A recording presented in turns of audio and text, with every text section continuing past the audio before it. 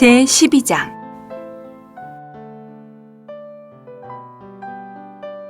유월절 6일 전에 예수님께서 베다니에 가셨는데 그곳은 예수님께서 죽은 사람들 가운데서 살리신 나사로가 있는 곳이었다. 사람들이 거기에서 예수님을 위하여 잔치를 베풀었다. 마르다는 시중을 들었고 나사로는 예수님과 함께 상에 앉아있는 사람들 가운데 있었다. 그때에 마리아가 매우 값진 순수한 나드 향유 1리트라를 가지고 와서 예수님의 발에 바르고 자기 머리털로 그분의 발을 닦아드리니 그 집이 향유의 향기로 가득 찼다. 그런데 제자들 중 하나이며 예수님을 배반할 가룟 유다가 말하였다. 왜 이 향유를 300데나리온에 팔아서 가난한 사람들에게 주지 않았습니까? 그가 이렇게 말한 것은 가난한 사람들을 생각해서가 아니라 그는 도둑이요 또 돈주머니를 맡고 있으면서 거기에 넣는 것을 훔쳐내곤 하였기 때문이다. 예수님께서 말씀하셨다. 가만두십시오. 그 여인은 나의 장사한 날을 위하여 이 향유를 간직해둔 것입니다. 가난한 사람들은 항상 여러분과 함께 있으나 나는 항상 여러분과 함께 있는 것이 아닙니다. 유대인의 큰 무리가 거기에 예수님께서 계신 줄을 알았다.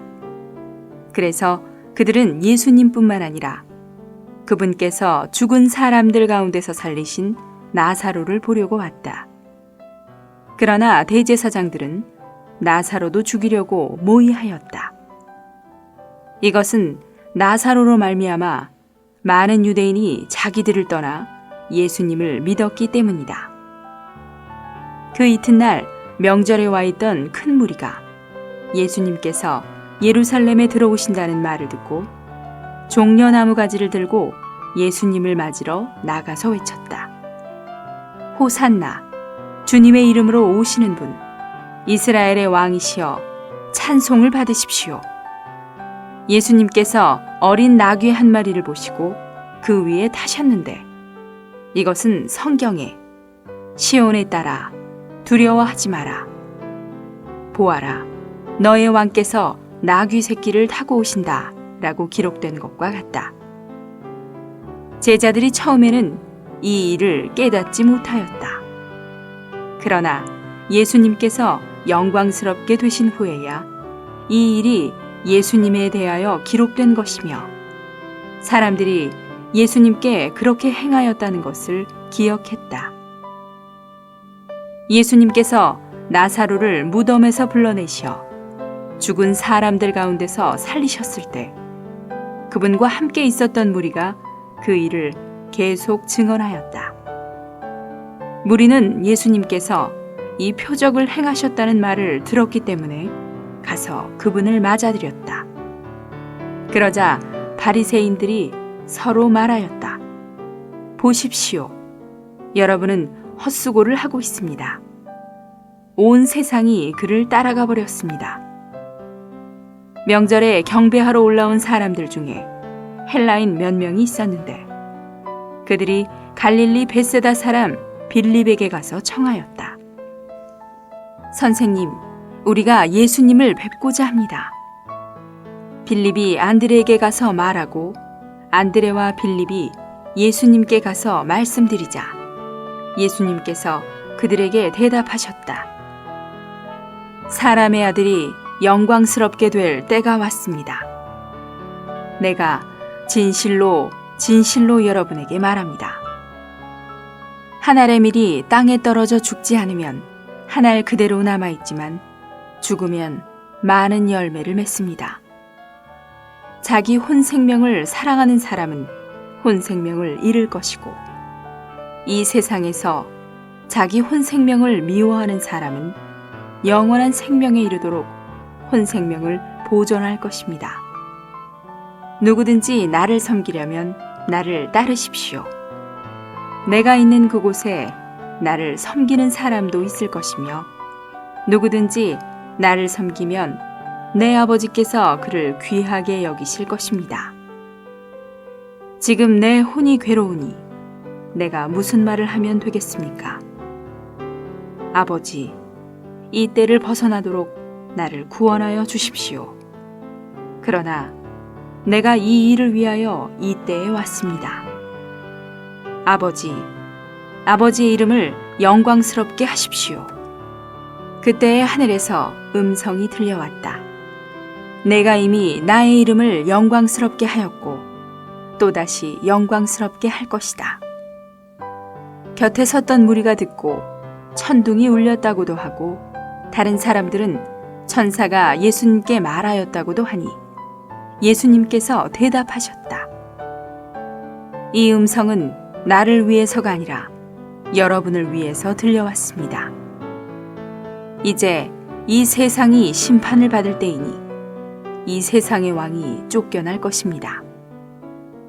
내가 땅에서 들어 올려지면 모든 사람을 나에게로 이끌어올 것입니다. 예수님께서 이 말씀을 하신 것은 자기가 어떠한 죽음으로 죽으실 것인지를 알리신 것이다. 무리가 예수님께 우리는 율법에서 그리스도께서 영원히 거하신다고 들었는데 어떻게 선생님은 사람의 아들이 들어 올려져야 한다고 말합니까? 이 사람의 아들은 누구입니까? 라고 하니 예수님께서 그들에게 말씀하셨다. 아직 잠시 동안은 빛이 여러분 가운데 있으니 여러분은 빛이 있는 동안에 다녀서 어둠이 여러분을 이기지 못하게 하십시오. 어둠 속에 다니는 사람은 자기가 어디로 가는지 알지 못합니다. 여러분에게 빛이 있는 동안에 그 빛을 믿으십시오. 그러면 여러분은 빛의 아들들이 될 것입니다. 예수님께서 이러한 것들을 말씀하시고 나서 그들을 떠나셔서 몸을 숨기셨다. 예수님께서 그렇게 많은 표적을 그들 앞에서 행하셨지만 그들은 그분을 믿지 않았는데 이것은 신언자 이사야가 주님, 우리가 전한 것을 누가 믿었으며 주님의 팔이 누구에게 나타났습니까? 라고 한 말을 이루려는 것이었다. 그들이 믿을 수 없었던 이유를 이사야가 다시 말하였다. 그들의 눈을 멀게 하고 그들의 마음을 무디어지게 하였는데 이것은 그들이 눈으로 보고 마음으로 깨달아 돌이키는 일이 없도록 하여 나에게서 병을 고치지 못하게 하려는 것이다. 이러한 말은 이사야가 그분의 영광을 보았기 때문에 그분에 대하여 말한 것이었다. 관원들 중에서도 많은 사람이 예수님을 믿었음에도 불구하고 바리새인들 때문에 시인하지 못하였는데 이것은 그들이 회당에서 쫓겨나지 않기 위한 것이었다. 그들은 하나님의 영광보다 사람의 영광을 더 사랑하였던 것이다. 예수님께서 외치시며 말씀하셨다. 나를 믿는 사람은 나를 믿는 것이 아니라 나를 보내신 분을 믿는 것이고 나를 보는 사람은 나를 보내신 분을 보는 것입니다. 나는 빛으로 세상에 왔습니다. 이것은 나를 믿는 사람마다 어둠에 머물지 않게 하려는 것입니다. 어떤 사람이 나의 말을 듣고 지키지 않을지라도 나는 그를 심판하지 않습니다. 왜냐하면 내가 세상을 심판하러 온 것이 아니라 세상을 구원하러 왔기 때문입니다. 나를 배척하고 나의 말을 받아들이지 않는 사람을 심판할 리가 있는데 곧 내가 말한 그 말이 마지막 날에 그를 심판할 것입니다. 왜냐하면 내가 스스로 말한 것이 아니라 나를 보내신 아버지께서 내가 무엇을 말해야 하고 무엇을 이야기해야 하는지를 직접 나에게 명령하셨기 때문입니다. 나는 아버지의 명령이 영원한 생명인 것을 압니다. 그러므로 내가 말하는 것은 아버지께서 나에게 말씀하신 그대로 말하는 것입니다.